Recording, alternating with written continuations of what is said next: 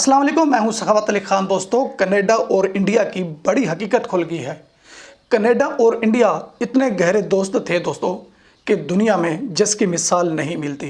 और कनाडा ने जो इंडिया के साथ धोखा किया है ना दोस्तों, वो भी बहुत शर्मनाक है।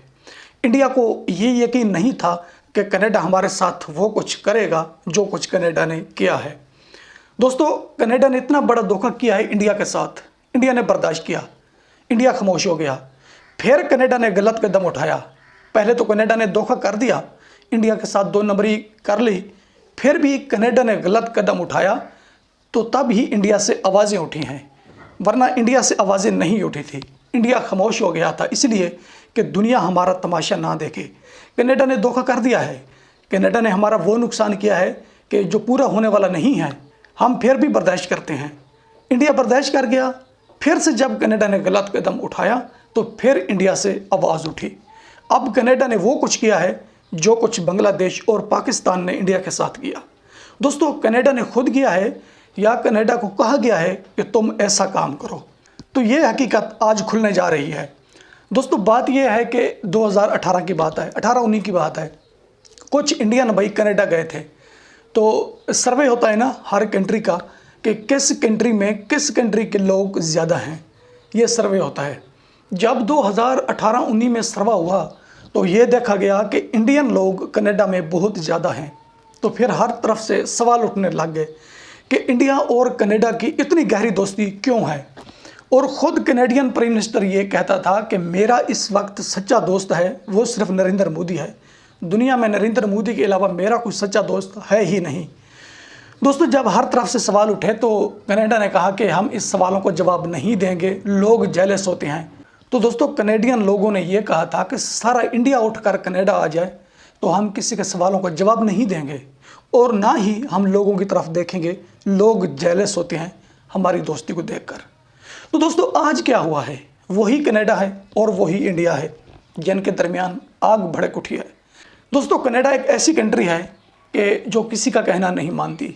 जब वो काम करती है खुद करती है, अपने इरादे से करते हैं, अपने दिमाग से सोचते हैं, किसी की बात वो नहीं मानते। आज तक कनाडा ने कोई साजिश नहीं की और ना ही कनाडा किसी साजिश का हिस्सा बना।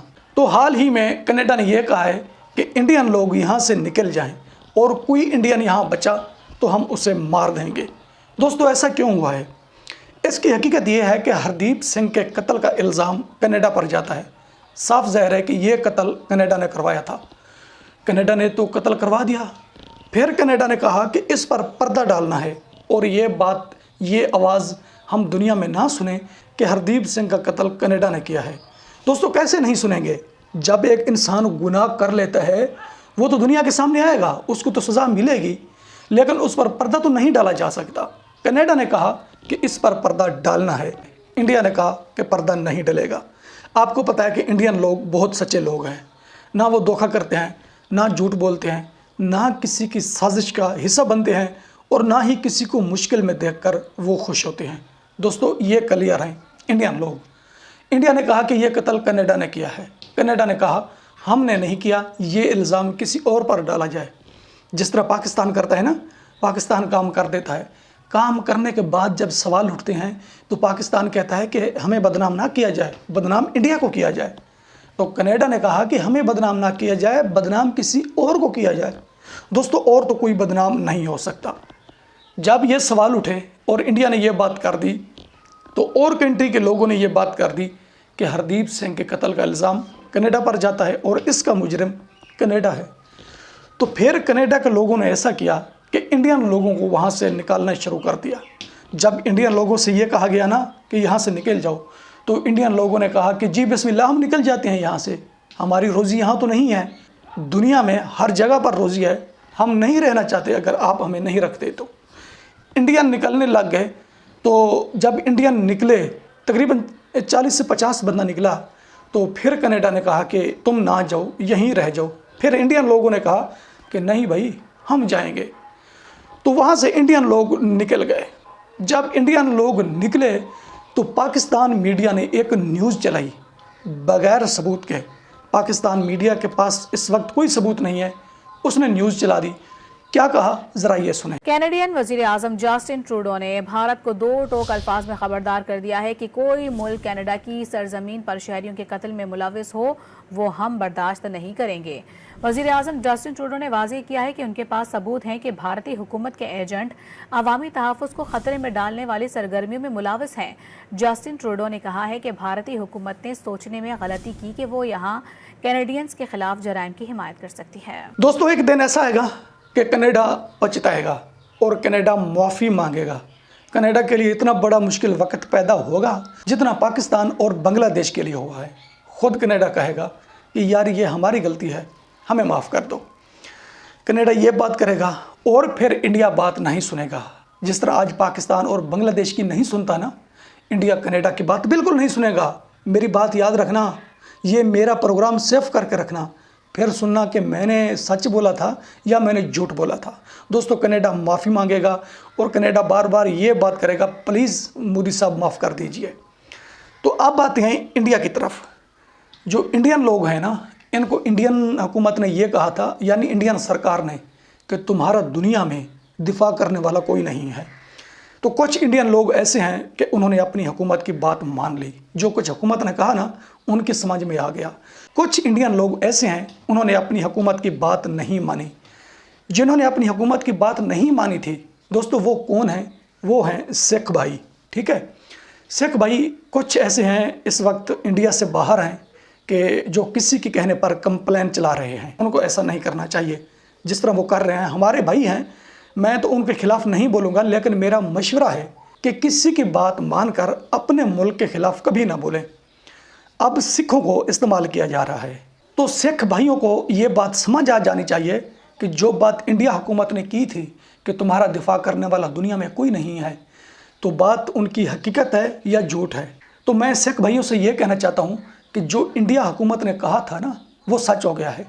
अगर कोई आपका दिफा करने वाला होता तो हरदीप सिंह का कत्ल ना होता।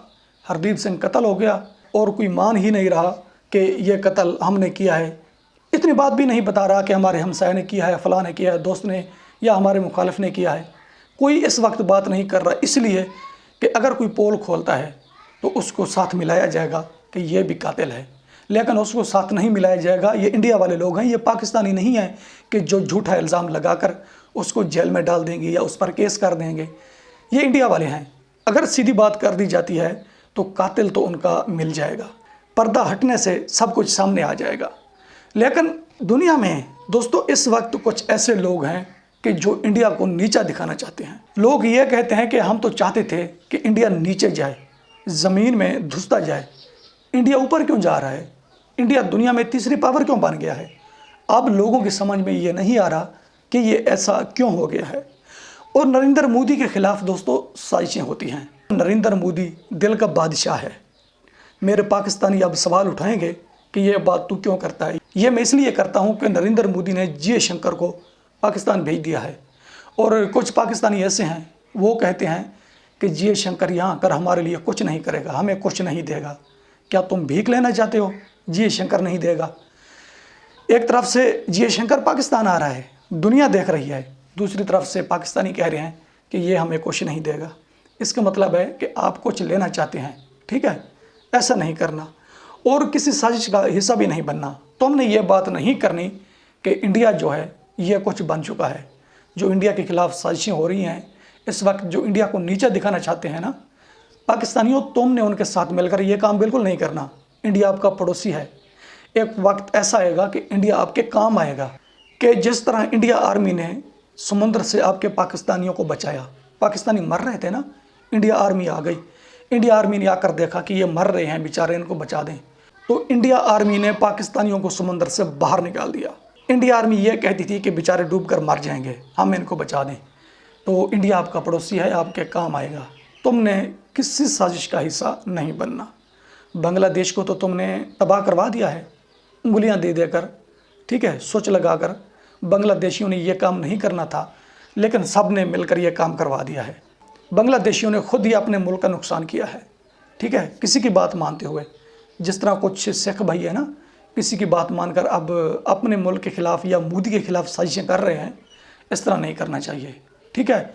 हाँ, अगर सिख भाई चाहते हैं कि हम अलहदा होना चाहते हैं, ठीक है, हम अपना सूबा अलहदा करना चाहते हैं, या हमारी जो सिख बरादरी है ये आइसोलेट होना चाहती है, तो ये मसला हल होगा बातचीत से, ये दुश्मनी से, ये साजिश से मसला हल होने वाला नहीं है।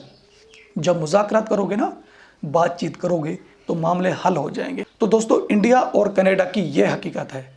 इंडिया ने कोई साजिश नहीं की, इंडिया ने धोखा बिल्कुल नहीं दिया। धोखा कनाडा ने दिया है, कत्ल भी कनाडा ने की है, साजिश भी कनाडा कर रहा है, लेकिन इंडिया बर्दाश्त करता आ रहा है। कनाडा को इसका खुमियाजा भुगतना पड़ेगा। जो खामोश हो जाता है ना, खामोशी अख्तियार करता है, वही कामयाब हो जाता है। और जो कनाडा जैसे काम करता है वो नाकाम होता है और फिर माफ़ी मांगने के लिए भी आता है। अब तक के लिए इतना ही, मिलते हैं नेक्स्ट वीडियो में।